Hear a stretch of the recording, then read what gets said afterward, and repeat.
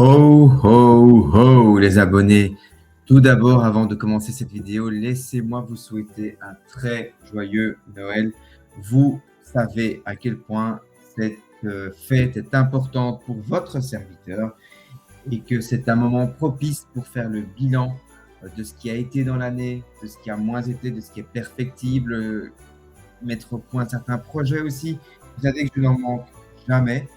Je suis toujours venu avec des concepts qui changeaient beaucoup parce que je souhaite à chaque fois être le plus ludique, le plus amusant sur le cinéma.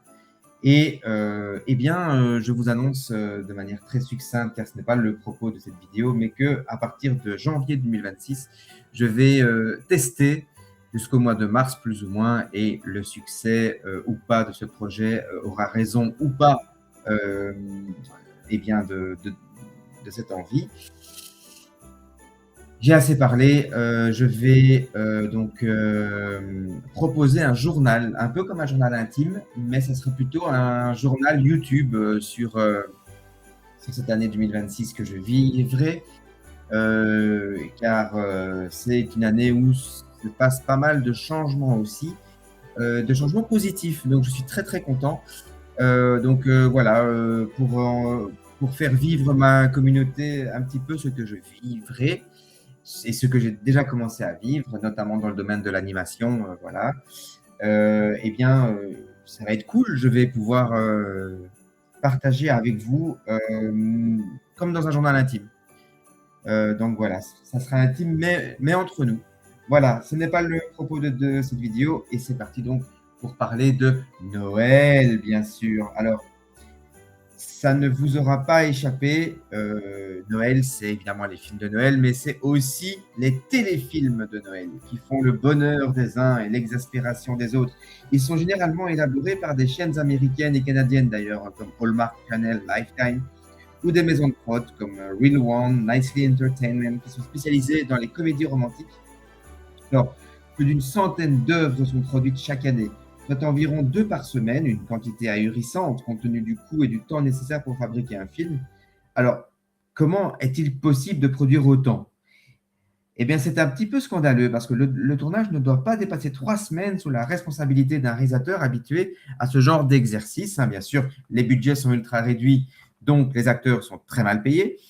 Euh, il faut respecter les schémas, les modèles imposés pour l'intrigue, les décors, les costumes, de manière à faciliter le travail des scénaristes et des équipes techniques. Des contraintes qui réduisent fortement la liberté du scénariste et brident forcément sa créativité.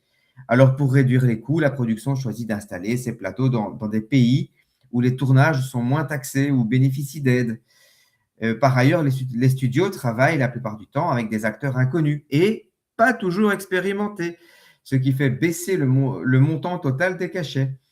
Enfin, pour réduire encore les dépenses, adieu cascade, adieu effets spéciaux et restons dans le champ contre champ de préférence. Bref, vous en conviendrez, la plupart du temps, les mêmes thèmes reviennent, hein. La working girl d'une métropole qui revient pour son travail, un héritage ou pour Noël dans la petite ville de son enfance où elle croise, comme de bien entendu, un amour de jeunesse adorable, célibataire ou veuf à pas d'âge. Il y a aussi des petits suspens de Noël qui sont tout aussi naïfs et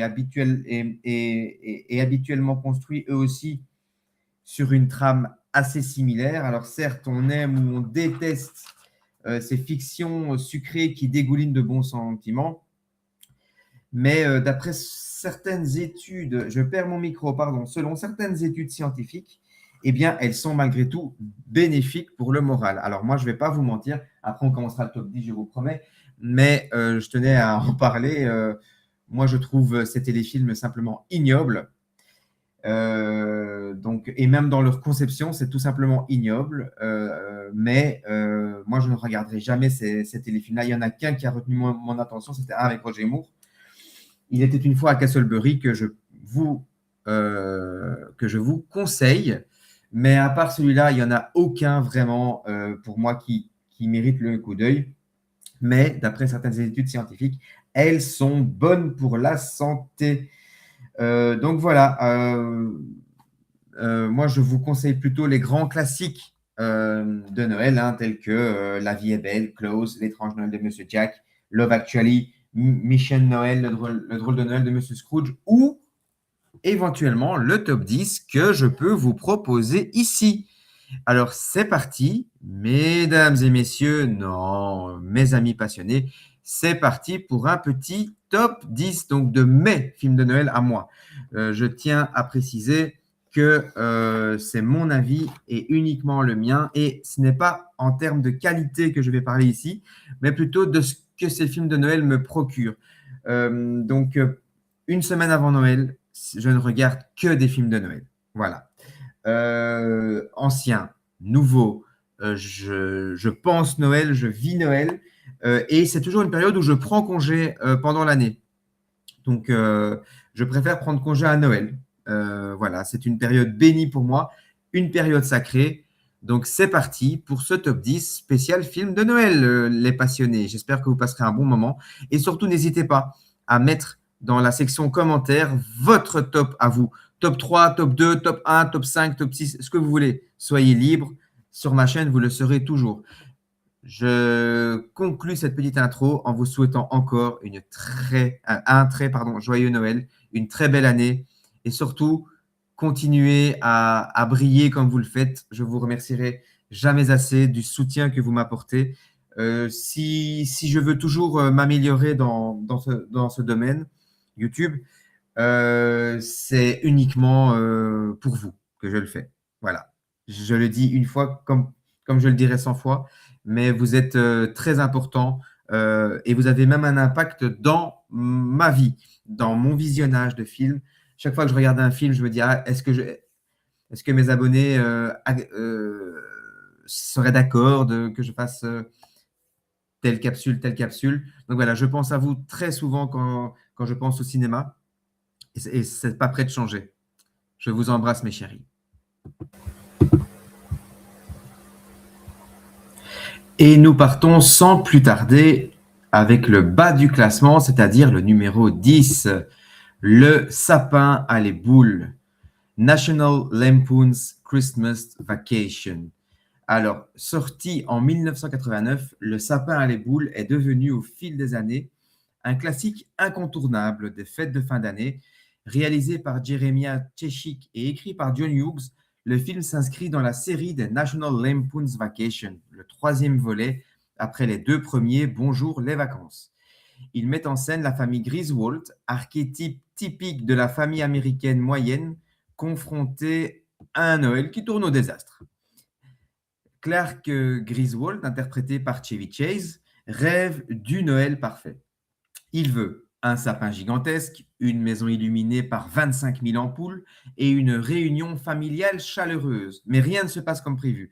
Les décorations refusent de s'allumer, les invités s'avèrent envahissants et le cousin Eddie débarque à l'improviste avec ses manières rustiques.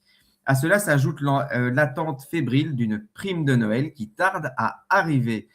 Alors, le personnage de Clark est interprété par Chevy Chase, hein, qui est hyper touchant, en père maladroit mais sincère, obsédé par l'idée d'un Noël idéal.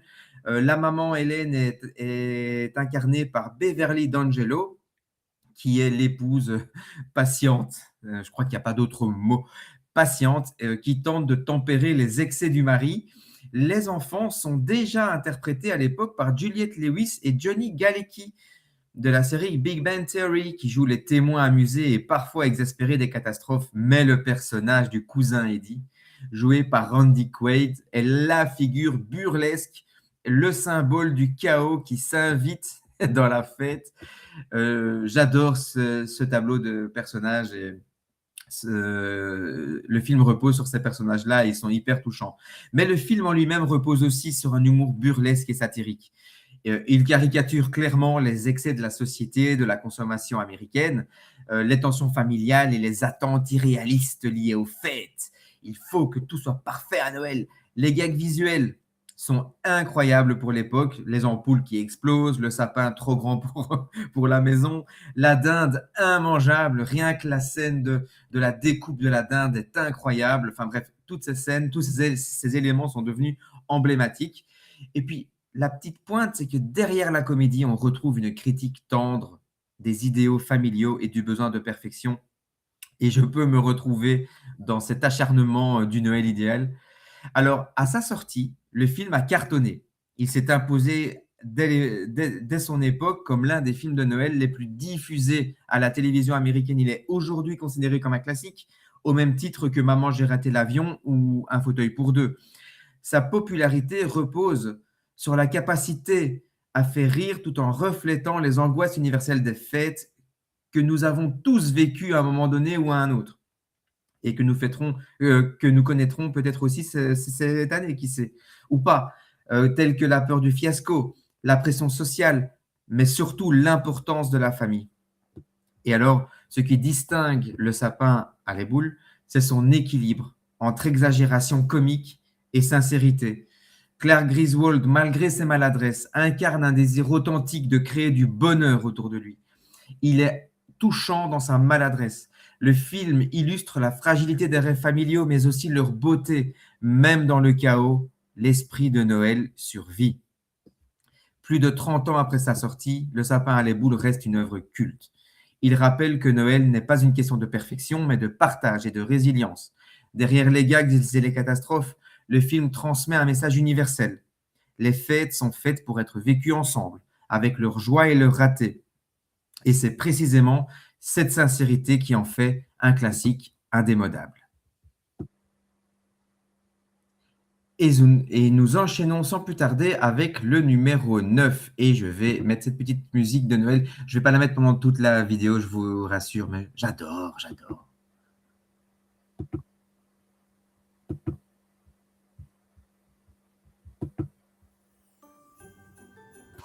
J'ai eu un petit souci technique, veuillez m'excuser comme d'habitude. Vous êtes coutumier du fait.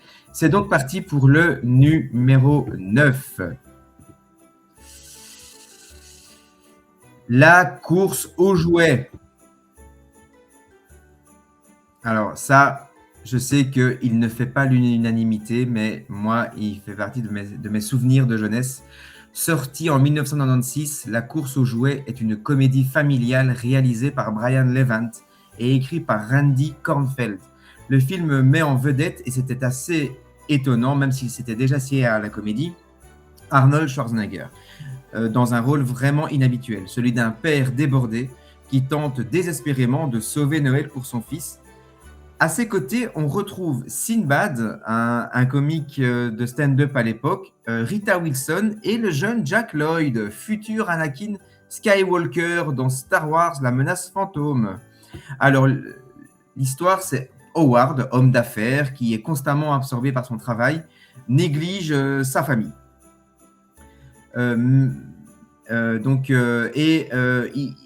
Pour se racheter, il promet à son fils de lui offrir le fameux Turboman, qui est le jouet à la mode à ce moment-là. Et la veille de Noël, il réalise qu'il a oublié de l'acheter. Commence alors une véritable odyssée à travers la ville où Howard affronte des foules hystériques, des commerçants opportunistes et un rival inattendu, celui de Myron, un facteur interprété par Sinbad, lui aussi prêt à tout pour obtenir le précieux jouet.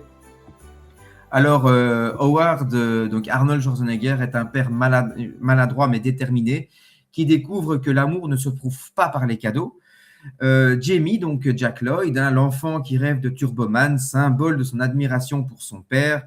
Rita Wilson, donc Madame Tom Hanks, qui joue le rôle de la mère, figure de stabilité et de patience. Et ajoutons à cela Myron, le rival comique, qui est le miroir des excès consuméristes. Alors, le film dénonce avec humour la frénésie consumériste des fêtes.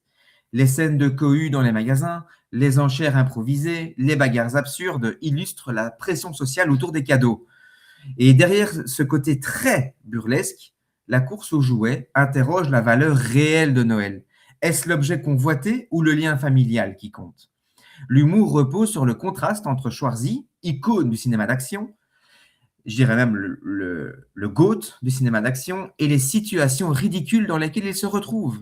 Déguisé en super-héros, poursuivi par des foules, piégé dans des quiproquos domestiques. Alors, à sa sortie, je l'ai dit, le film a reçu des critiques plus que mitigées, car ce qu'on reprochait principalement à ce film, c'était son côté caricatural. Mais il a rapidement trouvé son public en VHS et plus tard en DVD, et il deviendra un classique diffusé chaque année pendant les fêtes. Alors, sa popularité tient à son mélange de satire sociale et de comédie familiale. Et j'ai fait des petites recherches sur Internet pour discuter un peu de ce film, et j'ai découvert qu'il avait une suite. En 2014, La course aux jouets 2, qui est évidemment un direct-to-DVD, sans Schwarzenegger, bien sûr, qui apparemment est très mauvais, mais l'original reste évidemment très important pour moi. Oui, important. En tout cas, il marque mon esprit. Alors, le film illustre donc la quête matérielle très américaine.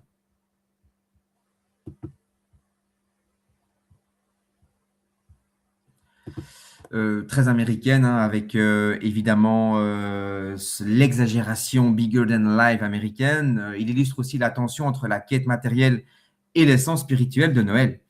Howard croit qu'il doit offrir Turboman pour être un bon père, mais découvre que sa présence et son affection sont plus importantes.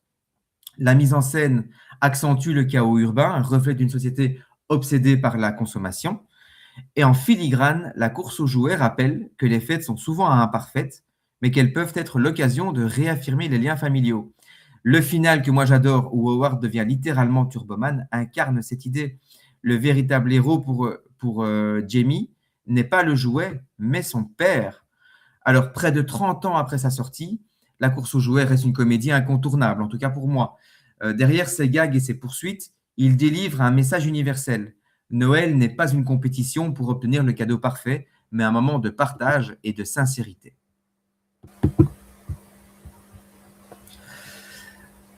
Alors, pour le numéro 8, j'hésite à mettre une petite musique gaie de Noël parce que, en fait, je ne sais pas le classer. Je m'en explique. D'abord, je le nomme. Donc, le numéro 8 est, pour ceux qui ne connaissent pas, The Family Stone, avec Diane Keaton, qui nous a quittés cette année. Repose en paix. Réalisé par Thomas Bessoucha, The Family Stone est une comédie dramatique américaine qui explore les tensions, les maladresses et les révélations qui surgissent lorsque les membres d'une famille excentrique se retrouvent sous le même toit pour les fêtes. Le casting est prodigieux, surtout pour le début des années 2000, enfin le milieu des années 2000. Il y a Sarah Jessica Parker, Diane Keaton, Rachel McAdams, Claire Danes, Dermot Mulroney, Luke Wilson et Greg T. Nelson. Le film est très, très fin, contrairement à ce qu'on pourrait penser de ce genre de film. Le film mêle humour, émotion et satire sociale. Je vous le conseille ô combien. Le synopsis est Everett, le fils aîné d'une famille bohème et soudée et clairement démocrate, qui revient chez ses parents pour Noël avec sa nouvelle compagne Meredith. Meredith est une femme d'affaires new-yorkaise, élégante, rigide, mais aussi très anxieuse et peu habituée au code affectif et à la spontanéité de la famille Stone. Vous pouvez la comparer par exemple à la famille des Fourniquet. Dès son arrivée, elle qui veut pourtant bien faire, elle se heurte à l'hostilité passive de ses futurs beaux-parents et à l'ironie mordante des frères et sœurs. Le séjour vire rapidement au cauchemar, entre quiproquos, maladresse et révélations inattendues. Nous avons Meredith, donc incarnée par Sarah Jessica Parker, hein, qui joue le rôle d'une femme brillante, mais mal à l'aise parce qu'en quête d'acceptation. Elle veut être la belle-fille parfaite. Alors, nous avons Everett, hein, joué par Dermot Mulroney, qui est le fiancé tiraillé entre loyauté familiale et amour, et surtout l'amour pour sa famille.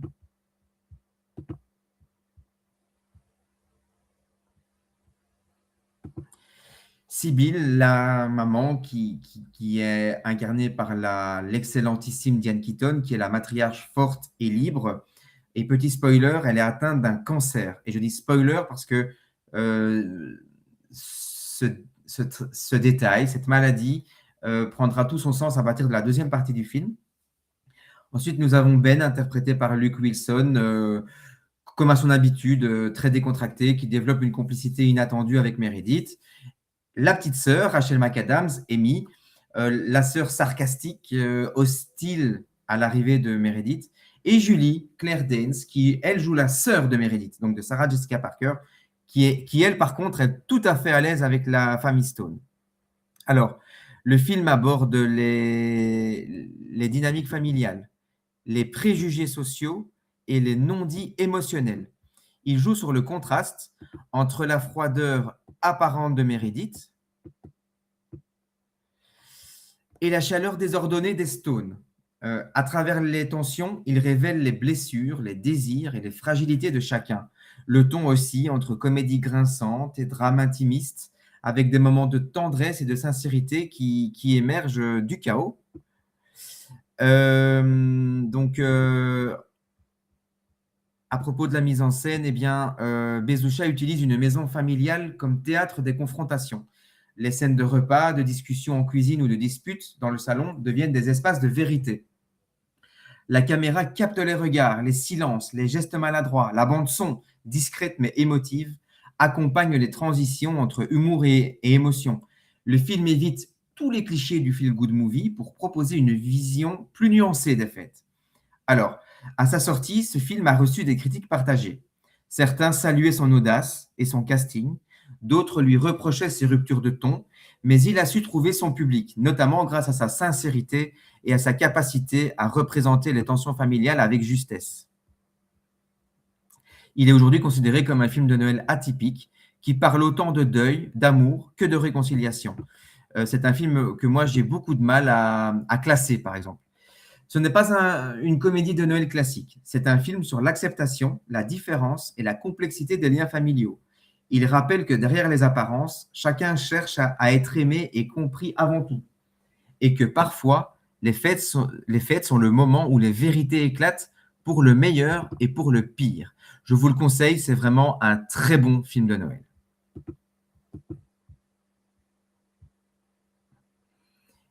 Et pour le numéro 7, si Noël vous offrait une seconde chance. Et oui, vous l'avez peut-être déjà deviné, il s'agit de Family Man de Brett Ratner. Sorti en décembre 2000, Family Man est une comédie dramatique teintée de fantastique, réalisée par Brett Ratner, qui a aussi réalisé Rush Hour, X-Men 3. Le film propose une énième variation moderne du conte de Noël, à mi-chemin entre un chant de Noël de Dickens et La vie est belle de Frank Capra. Il interroge les choix de vie, les regrets et les possibles bifurcations du destin à travers le regard d'un homme confronté à ce qu'il aurait pu devenir.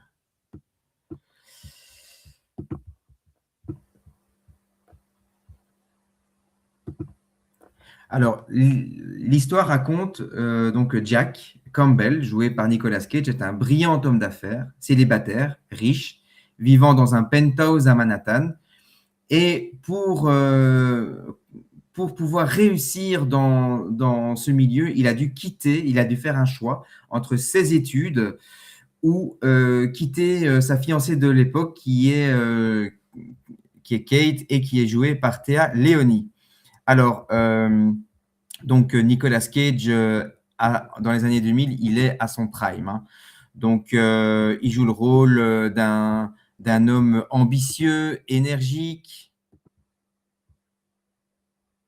qui se retrouve confronté à une vie alternative qui bouleverse ses certitudes.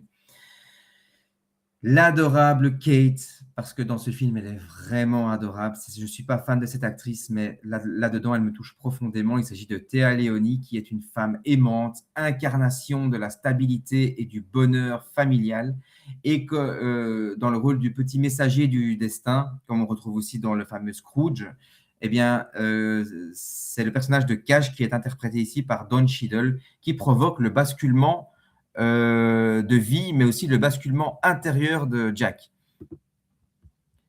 Alors, le film explore les choix de vie, le renoncement, la valeur des liens familiaux. Il pose une question universelle. Que se serait-il passé si, à travers le regard de Jack, le spectateur est invité à réfléchir sur les choix que l'on fait dans la vie, sur le sens que l'on donne à ses choix, les sacrifices qu'on est prêt à faire pour atteindre ses objectifs.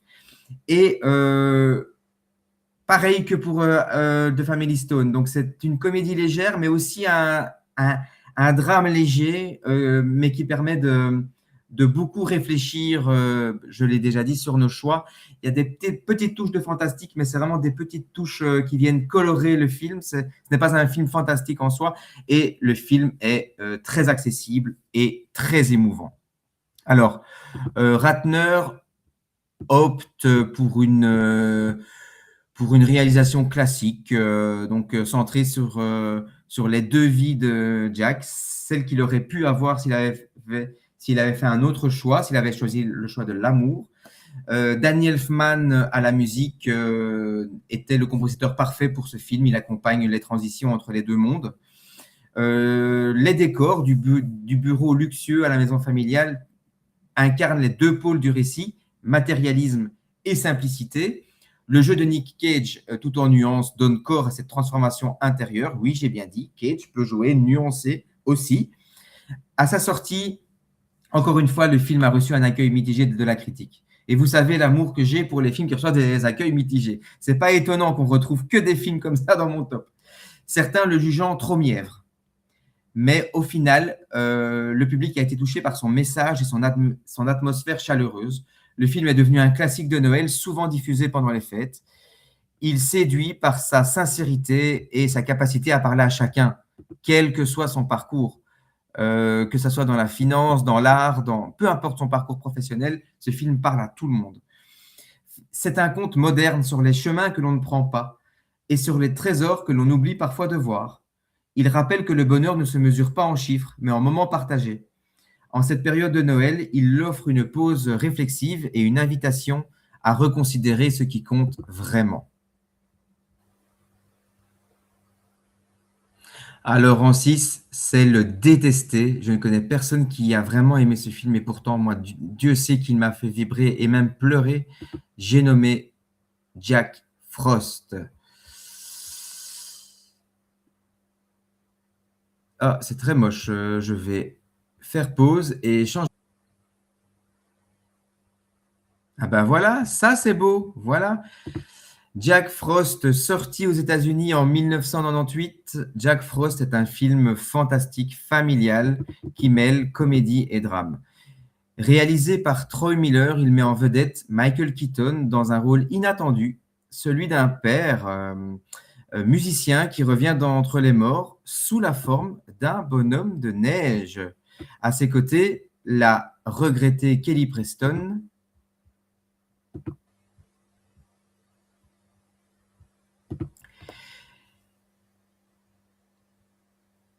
Donc, je disais la regrettée Kelly Preston et Joseph Cross, que l'on verra dans Love Actually, qui incarne sa famille confrontée à une expérience à la fois absurde et profondément émotive.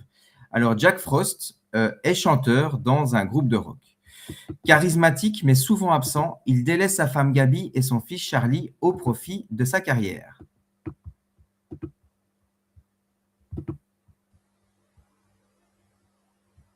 À Noël, il promet de se rattraper, mais meurt tragiquement dans un accident de voiture.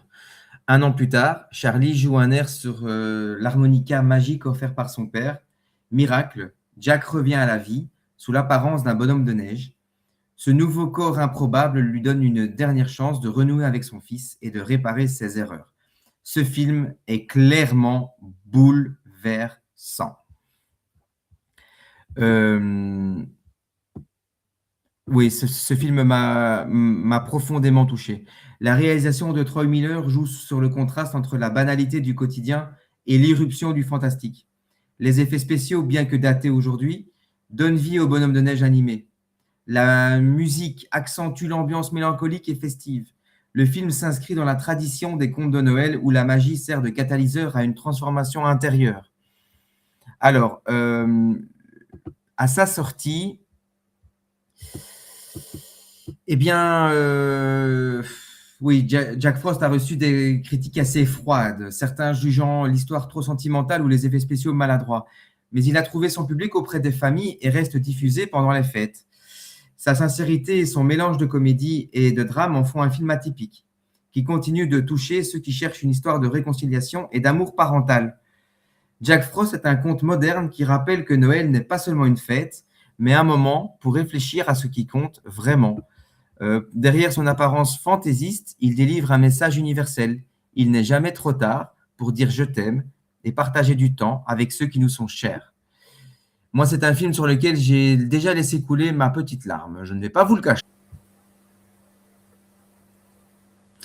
Alors, le numéro 5, on va tout doucement entamer la liste des chefs-d'œuvre. Et c'est parti ici avec un classique, Honi soit qui mal y pense.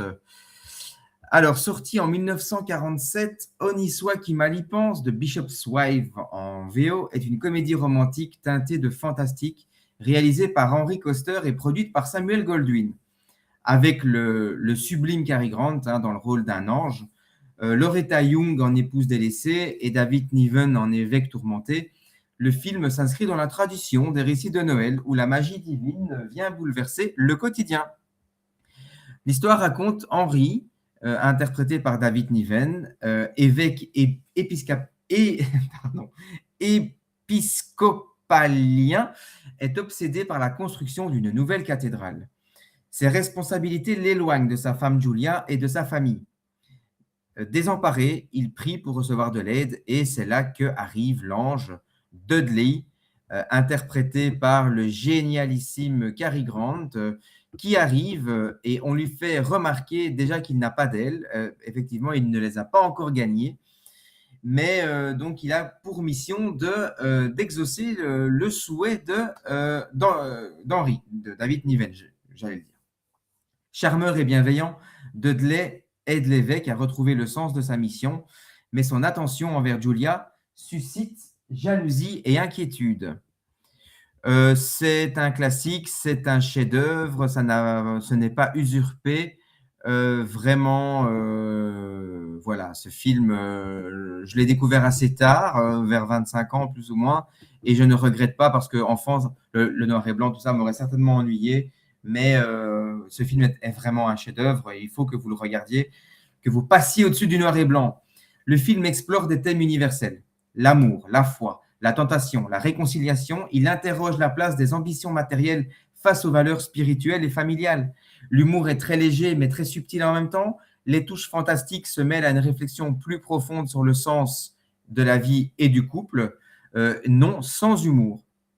La présence indispensable de Cary Grant, à la fois séducteur et angélique, donne au récit une ambiguïté fascinante.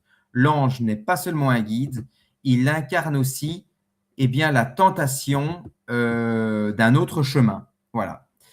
Donc le réalisateur privilégie une mise en scène assez classique, assez sobre, mais très belle et puis très classe. Les décors de la cathédrale et de la maison familiale créent un contraste entre grandeur spirituelle et intimité domestique.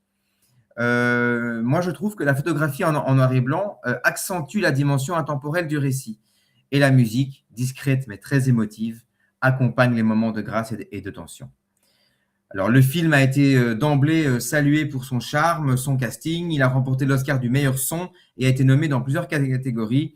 C'est souvent diffusé à Noël, très très souvent, mais vous connaissez peut-être son remake, L'ange gardien de Preacher's Wife, avec Denzel Washington et Whitney Houston, qui avait tenté une petite incursion dans le cinéma après le succès de Bodyguard. Honi soit qui mal y pense est un conte de Noël intemporel qui rappelle que la foi et l'amour surpassent les ambitions matérielles. Derrière ces miracles et ces sourires, il délivre un message universel. La vraie richesse réside dans les liens humains et la sincérité des sentiments. Un indispensable pour les fêtes, vraiment un indispensable. Alors le numéro 4, évidemment, non, je ne l'ai pas mis plus haut, mais je l'ai mis quand même en bonne place, en tout cas selon moi. Maman, j'ai raté l'avion, avec le classique indémodable, bien sûr, sorti en 1990, Maman, j'ai raté l'avion est devenu l'un des films de Noël les plus emblématiques du cinéma familial. Réalisé par Chris Columbus et produit par John Hughes, encore une fois ce fameux John Hughes qui a le nez creux. Il a révélé Macaulay Culkin au grand public et marqué toute une génération avec son mélange de comédie burlesque, d'aventure, de tendresse et un petit peu de morale. Il continue d'être diffusé évidemment en Belgique, en France. Nous, comme nous en Belgique, on a droit aux chaînes françaises. Bien, il est diffusé pendant les fêtes 2 fois par semaine. La famille McAllister s'apprête à passer Noël à Paris. Dans la précipitation du départ, le plus jeune fils, Kevin, interprété par Macaulay Culkin, est oublié à la maison. Il se retrouve donc seul chez lui et doit apprendre à se débrouiller tout seul. Mais c'est sans compter, sans l'arrivée de 2 cambrioleurs maladroits, c'est le moins qu'on puisse dire, Harry et Marv, interprétés par les excellents Joey Pesci et Daniel Stern, qui décident de cambrioler la maison. Kevin met alors en place une série de pièges ingénieux et hilarants pour protéger son foyer. Et dès qu'on évoque Maman, j'ai raté l'avion, on a tout de suite plein d'images. On a une musique, on a la bouille de Macaulay Culkin.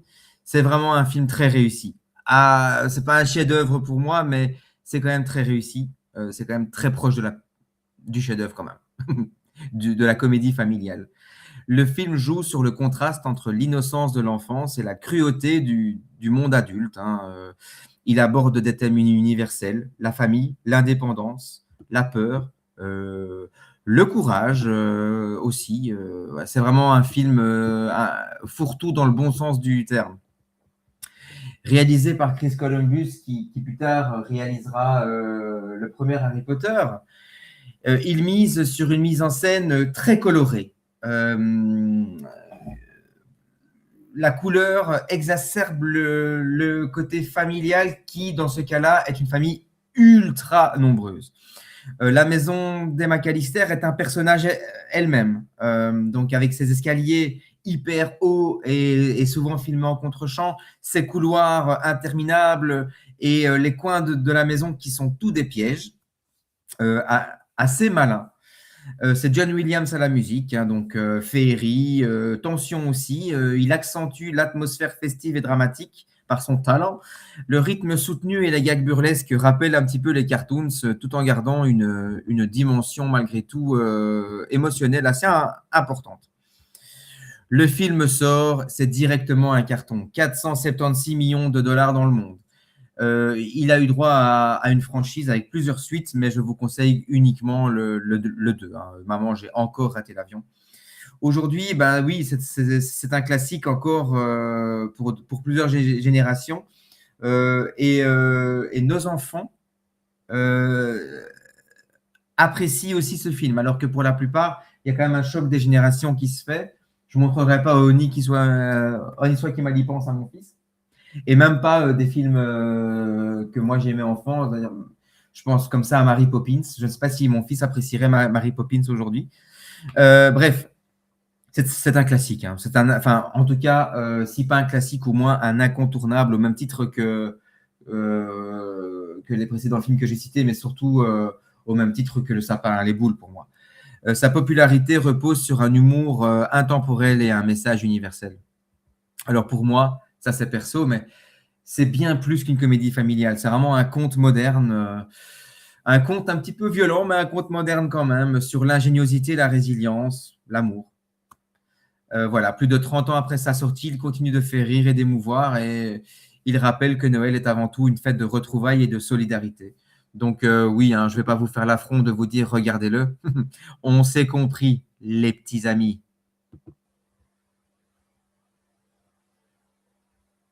Alors, pardon. Alors, pour le numéro 3, j'avoue que j'ai hésité. Film de Noël ou pas film de Noël? Ben oui, vous m'avez certainement compris.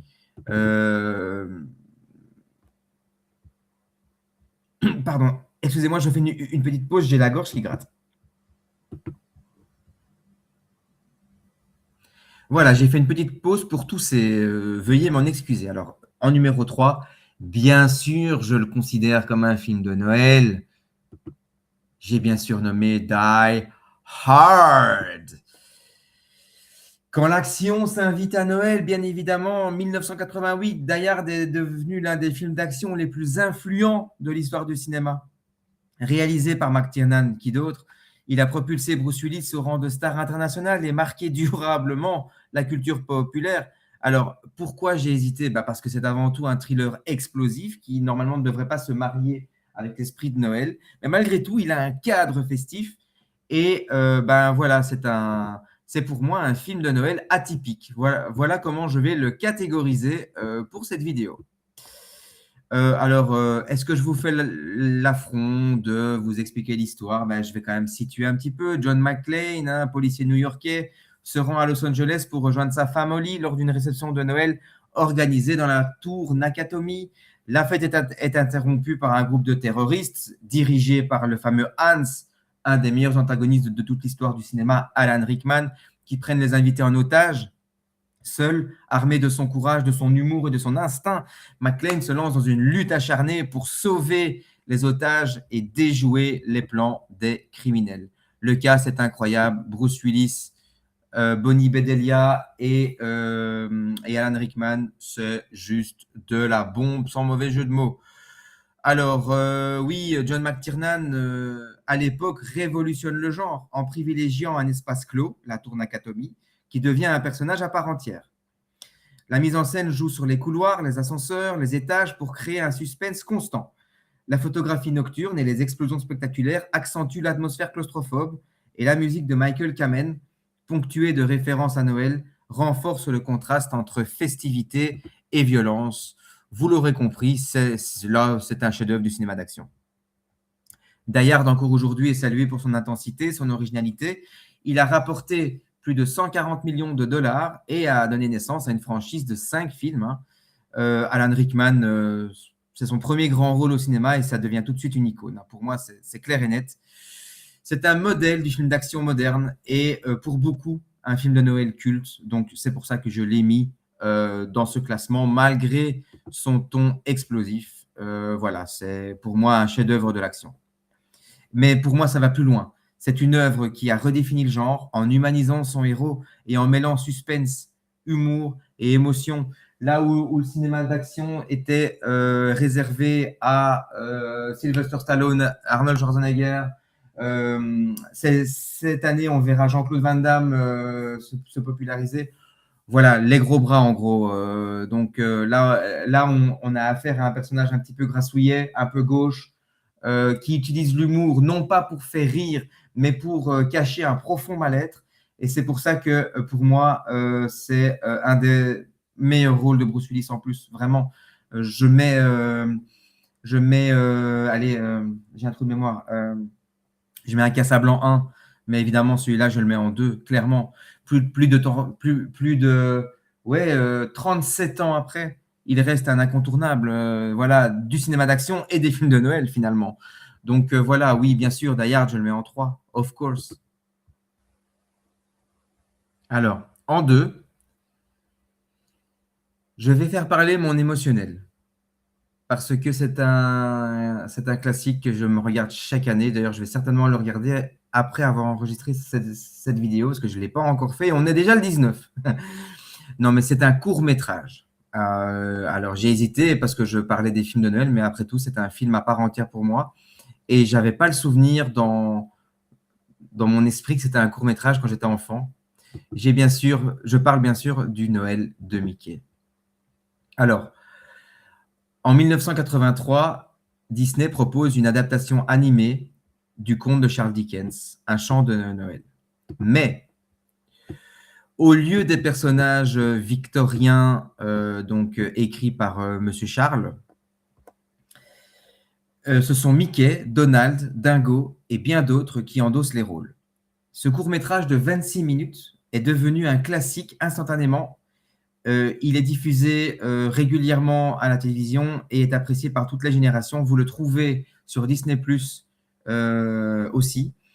Alors, on suit le personnage de Ebenezer Scrooge. Ebenezer Scrooge, pour ceux qui ont la ref, incarné par Picsou. Alors lui, comme d'habitude, c'est un vieil avare qui déteste Noël. Alors là, il supporte pas cette fête. C'est sucré, c'est dégueulasse. Il exploite sans vergogne son employé Bob Cratchit, donc Mickey, qui refuse la générosité. Il refuse la générosité et vit dans la solitude. Mais la nuit de Noël, trois esprits viennent le visiter. Le fantôme du Noël passé, du Noël présent et du Noël futur. À travers ces visions, Scrooge découvre la misère qu'il engendre et la fin tragique qui l'attend s'il ne change pas. C'est un Disney plus que touchant. Ce qui distingue le Noël de Mickey, c'est la manière dont Disney transforme un récit sombre en une fable accessible. Les personnages familiers apportent humour et tendresse tout en respectant la morale originale, la rédemption par la générosité. Le mélange de gravité et de légèreté permet aux enfants de comprendre le message, tandis que les adultes retrouvent la profondeur du texte de Dickens. Ce n'est pas une adaptation à la vite fait comme Disney a l'habitude de faire régulièrement. Là, on est vraiment dans l'esprit de Charles Dickens, vraiment. L'animation, typique des années 80, conserve un charme intemporel. Les décors londoniens sont stylisés, les couleurs chaudes contrastent avec les scènes plus sombres. La musique accentue l'émotion, oscillant entre mélancolie et joie. Le film réussit l'exploit de condenser l'essence du conte en moins d'une demi-heure sans perdre son intensité. Alors oui, il est court. Pour moi, il est même trop court. Mais c'est devenu une porte d'entrée vers Dickens pour de nombreux spectateurs. Moi, j'ai découvert A Christmas Carol avec le Noël de Mickey. Et je le montrerai à mon fils. Là, il a 4 ans. Il est peut-être encore petit, quoique, je ne sais pas. Mais l'année prochaine, c'est quasiment sûr. Ce court-métrage a contribué à populariser l'histoire de Dickens auprès des enfants. C'est un incontournable des fêtes. C'est un film à montrer dans les écoles en cette période. Sa force réside dans sa capacité à transmettre le message universel. Noël est un moment de partage, de pardon et de transformation. Et j'y crois dur comme fer. Je l'ai dit en début de vidéo. Noël, pour moi, c'est la période du bilan. Et j'ai décidé, pour démarrer 2026, donc comme je vous l'ai dit en début de vidéo, de tenir un journal, non pas intime, mais avec vous, sur ma vie en 2026 et sur mes choix cinématographiques, tout ça. Il y aura des ramifications sur le cinéma, je vous rassure. Et donc voilà, c'est dans mon processus de gestation pour le moment et Noël est pour moi la période propice pour pouvoir le faire. Le Noël de Mickey n'est pas seulement une adaptation, c'est une passerelle entre la littérature classique et l'imaginaire de Disney. En revisitant Dickens avec les personnages de notre enfance, eh bien, le film rappelle que la magie de Noël réside autant dans les histoires que dans les valeurs qu'elles transmettent. Oui, je le dis, c'est un pur chef-d'œuvre. Oui. Donc, même si vous l'avez vu, mais regardez-le encore et encore. Laissez-vous toucher par le Noël de Mickey. Il est disponible sur YouTube et sur Disney+. Foncez, les gars! Et on arrive au top du classement, mais aussi du cinéma. C'est mon film de Noël préféré, mais il est aussi dans mon top 10 de mes films préférés. Je ferai d'ailleurs un top sur mes films préférés durant l'année 2026, un top 10. Et il sera dedans. J'ai bien sûr nommé La vie est belle et j'ai une pensée toute particulière à mes deux amis à qui je souhaite un très joyeux Noël aussi, Cinéphage et Jude Melon, Juju, voilà, avec qui on a déjà eu une conversation autour de ce film. Je vous souhaite un joyeux Noël, les amis, je vous embrasse et je vous aime très fort.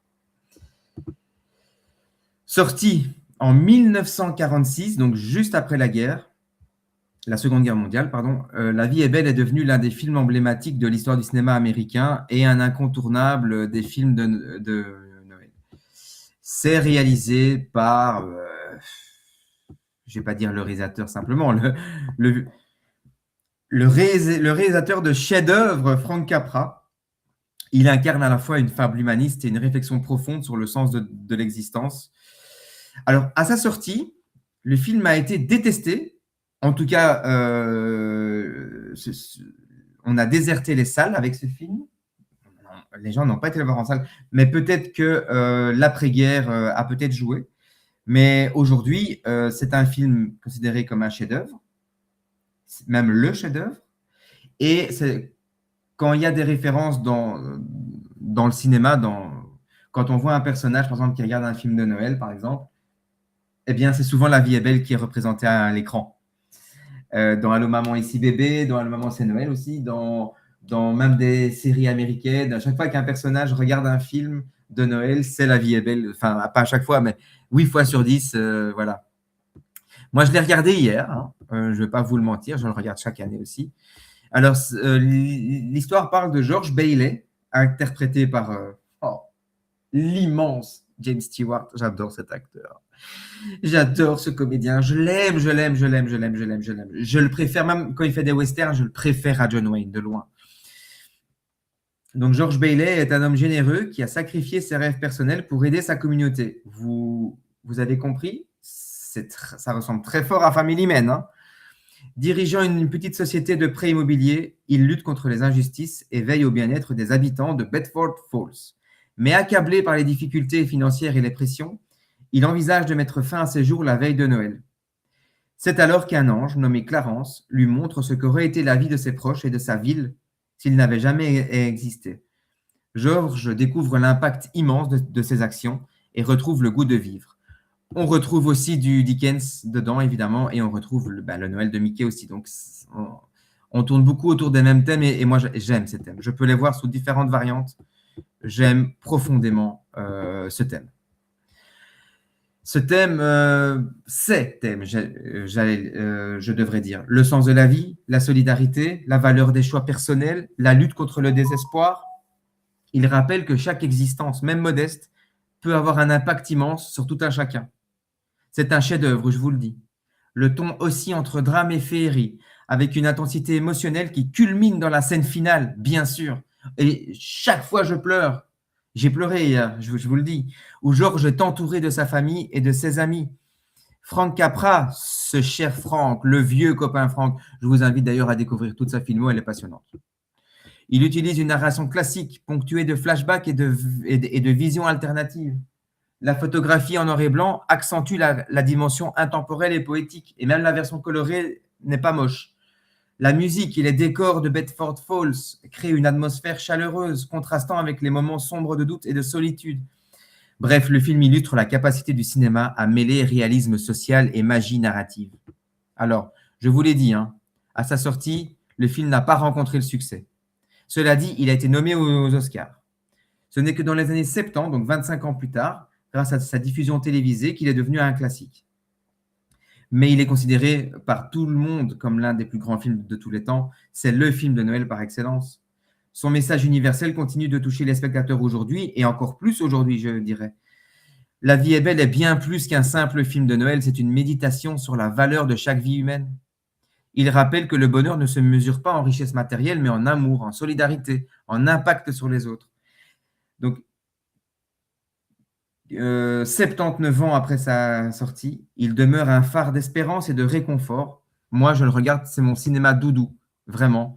J'aime profondément ce film et je le mets en 1. C'est plus qu'évident que je le mets en 1. Voilà les amis, il ne me reste plus qu'à vous souhaiter encore un très joyeux Noël. Profitez bien des vôtres, profitez bien de vos amis, profitez bien de vos souhaits, de vos désirs. Chérissez vos vœux. Faites-les secrètement dans un coin de votre cœur, de votre tête, de votre esprit, de votre trip, et passez toute l'année 2026 à essayer de les concrétiser. Voilà. Ce sera le mot pour moi de la fin de cette vidéo.